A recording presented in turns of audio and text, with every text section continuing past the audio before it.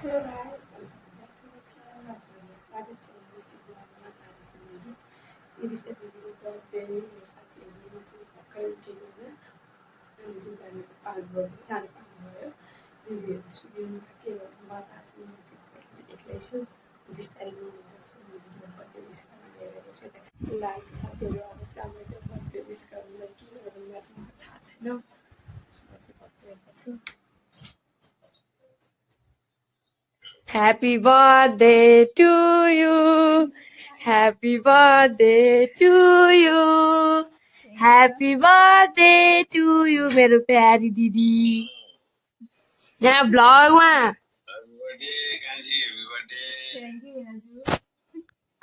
है त गाइस अब हाम्रो घरमा के हुन्छ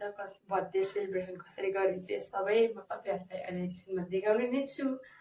छोरी हामी चाहिँ आज चाहिँ बाबा छोरी भएर के किन जानु भएको गाइस अब हामी त सबै त म बाटोबाट देखाउने छु म चाहिँ घरमाथि छु है अहिले अब हामी चाहिँ जाँदैछौँ हाम्रो बाटोबाट घरबाट निस्किसकेको गाइस त्यहाँबाट चाहिँ बाटो गाइस हामी अब निस्केको बाबा छोरीहरू चाहिँ दिदी छैन दिदीलाई चाहिँ यो सम्झना भयो कि के थाहा छैन बाबा छोरी जानु भएको छौँ उता गइछौँ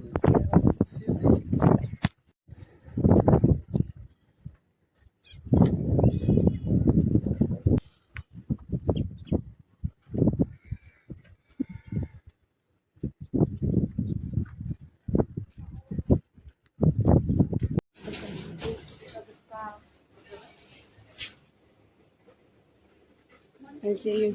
के छु म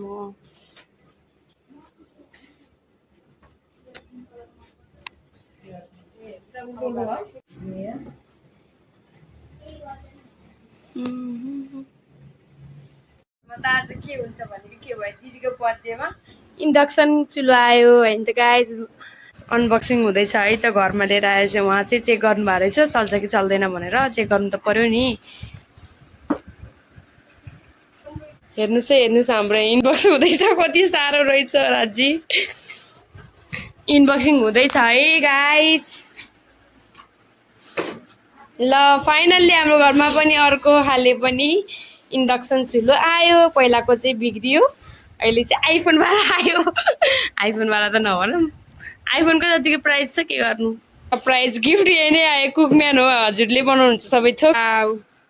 त्यहाँ राखेर पकाउने हो कि के हो गाइस मलाई केही थाहा छैन ए मलाई थाहा छैन नि त त्यो चाहिँ बर्थडे गर्ल